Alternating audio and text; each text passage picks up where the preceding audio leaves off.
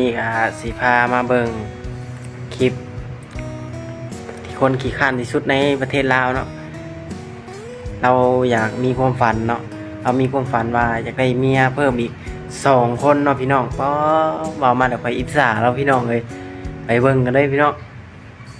บ่อยากให้หยัง อ๋อ อยากได้เมีย2 คนอีกมาตึม เอาเมีย2 คนมาเติมอีกเอามาเติมอีหยังบัดนี้ มาตึมเรื่องคนหัวข้านพูดน่ะประจำบ่ยังไง เยี่ยม อย่าบ่อยากเฮ็ดหยัง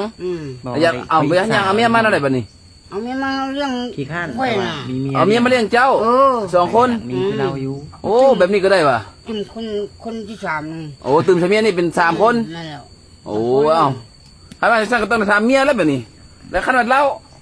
เอาเมียมาอีก2 คนเจ้าก็สิให้เอาอยู่ ให้เอา อ้าวเหตุผลเป็นหยังคือให้เอา เอามันเลี้ยงผัวสวย เอามาเลี้ยงผัวซอยผู้เดียวเมื่อยโพด ม